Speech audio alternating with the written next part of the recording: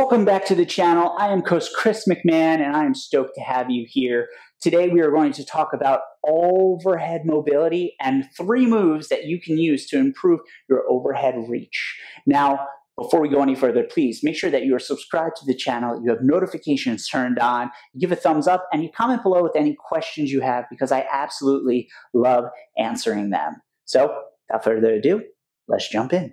So I'm going to be using a bench, but you can use a table, you can use a chair, you can use whatever you have, just some sort of stable surface. I'm also going to be using a yoga block because it helps you have a little bit more leverage for what we're going to do.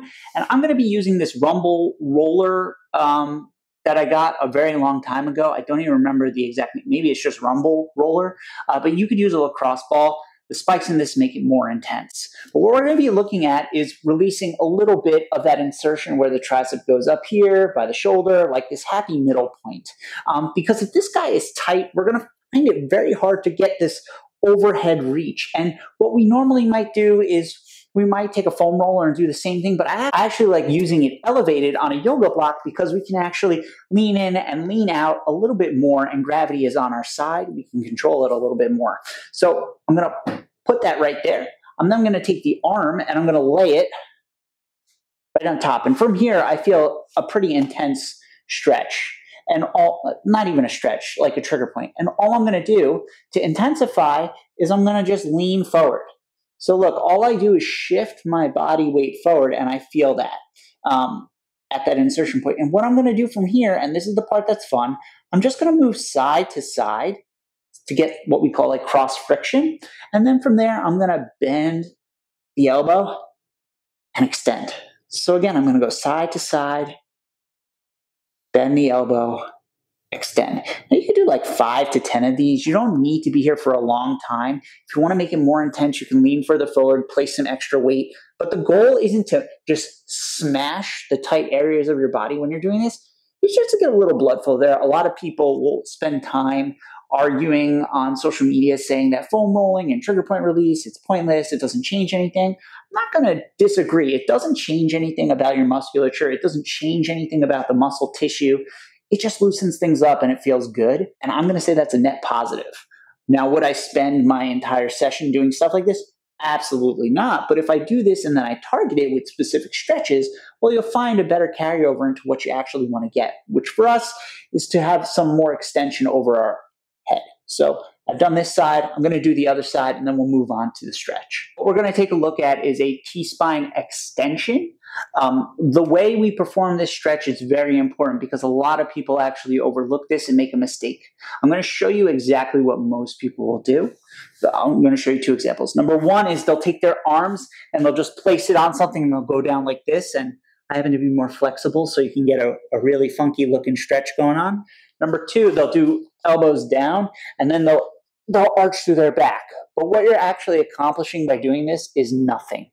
You're actually moving around the area that's tightest, which is this lat and the insertion here, and also our T-spine, which is that middle part of our back. So if we want to get a more intense stretch and we actually want to hit the area we're trying to target, we want to make sure that we're tucking our tailbone. That's the missing part of this entire equation. If you're not tucking your tailbone, you're moving around the area that's tightest, right? And we want to be targeting the area that's tightest to get the most out of this movement. Crazy, I know. So what I like to do is I like to have the elbows bent and have them placed on the bench. And then what I like to do is almost take like a prayer position. And then I'll take my butt and I'll stick it out, right? So now I'm in this position. And what I'm going to do is I'm actually going to squeeze my butt. So if I squeeze my butt, I automatically have to tuck, right? Because it's hard for some people to isolate to know what that feeling is. So I'm going to squeeze my butt and then pull my belly button towards my spine.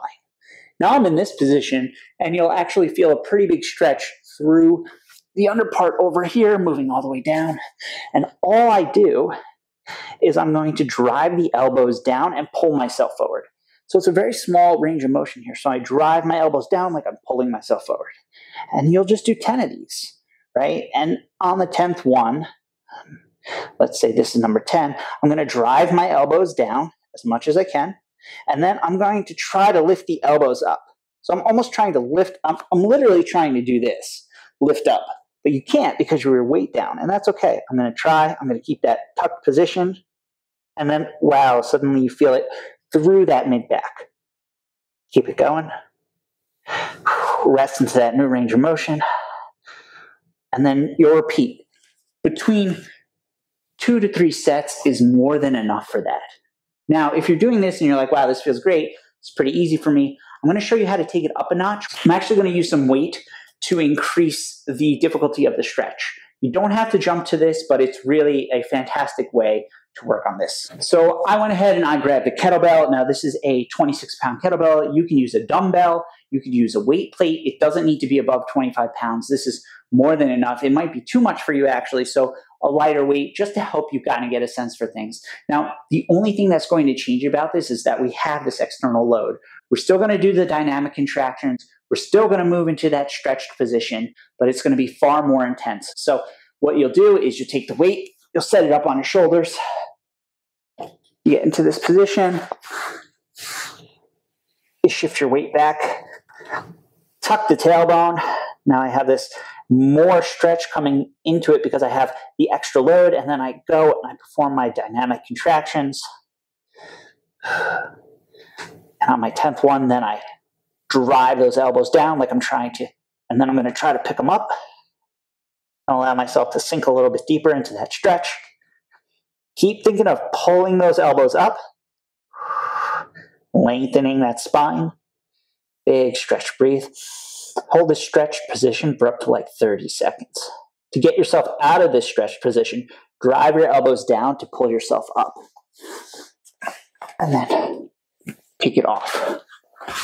Now I'm going to show you one more movement that's a bang for your buck strength movement and a bang for your buck stretch movement. And a lot of people are performing it incorrectly. So to take your overhead reach to the next level and your T-spine extension to the next level, which is what tends to mess people up with overhead reaching, we're going to take a look at something called the kettlebell or dumbbell pullover. A lot of people will do this movement and not use the full range of motion and not have this one specific tweak that allows you to actually strengthen that extension, which is something a lot of people are missing out on. So traditionally what you'll see is someone will get on the bench. Maybe they'll be in this position, and they'll just take the weight and they'll go here, and they're really not using any range of motion. Maybe they'll get here, and they're just a little bit, right? That's really not what the purpose of this movement is.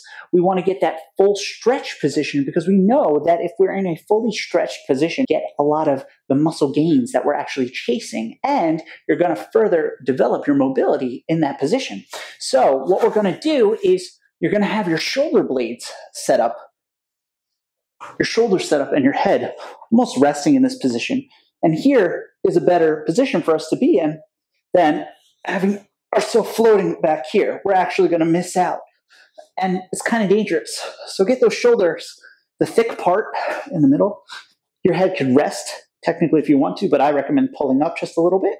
And then from here, you'll take the weight, you'll reach it over. Now, as you reach it over, you're going to drop the hips and get this stretched position. When you pull back up, hips come up. So again, it's almost like we're taking our body and we're trying to do a bridge in many ways. Or not doing a bridge. But by thinking of performing a full bridge and getting that arched position, we're going to have an easier time performing this variation of kettlebell/dumbbell pullover. What you'll do is you'll choose an appropriate weight for you. I'm sticking with the same 25 pounds. It's plenty. I want to be able to use a full range of motion. From here, I'm in this position, got my shoulders in the position. I'm going to bring the bell over, and as I bring the bell over, I'm going to drop my hips down, get that nice big stretch. Breathe in, pull that weight back up. So one more time, I'm going to tuck my chin to my chest. As I let the bell drop, I'm going to let my hips go so I get that big stretch. You'll feel it through your abs, big stretch. And then I'll pull it back up. One more time. I'm going to let that come over. Drop the hips. Feel that big stretch. Deep breath in. And pull it back over. Now, one last thing I want you to focus on is when you're moving that weight, instead of letting the arms be lax, I want you to squeeze in. That's going to give you some more activation into those lats. You also feel it in your biceps. So if I take the weight, If I was holding onto a dumbbell, same thing. I would drive my hands together. But in this case, I'm holding onto a kettlebell. So what I'm going to do is I'm almost going to bend the bell or squeeze my hands together. So as I come down, squeeze, feel that big stretch, extend, pull it up. So now I'm getting way more of a stretch, way more lat. It's taking it out of my shoulders. Now I would recommend having this be like an accessory movement and going anywhere from between like 8 to 10 or 8 to 12 reps, more than enough. You're going to find the weight that allows you to do that. You're not pushing to the point where you're going to hit failure. You technically could if you wanted to, but that runs the risk of overextending and kind of hurting yourself. So we're looking to strengthen this range of motion. In this case, it's an accessory movement. So I would say putting this in your workout after the meat of whatever the main goal of that workout is, and shooting from anywhere from 8 to 10, from 8 to 12 reps. Just work on that. 3 sets would be more than enough. The funny thing about mobility work is it's really, really hard. And a lot of people think, nah, no, it's not. Nope, if you're doing it right, you'll be shaking. This is one of those movements. You do it right, you load it properly, you're going to get a huge carryover. It's going to help seal in the mobility that we've gained from the soft tissue work, from the dynamic stretching, and then we're strengthening that full range of motion. So if you found this helpful, make sure you are subscribed to the channel, you have notifications turned on, give a thumbs up, and comment below with your biggest takeaway or any questions you have about mobility or strength training. I'm always happy to answer them. It just fills me full of joy. And without further ado, remember, you're one day away from getting back on track and one day away from realizing how fucking amazing you are.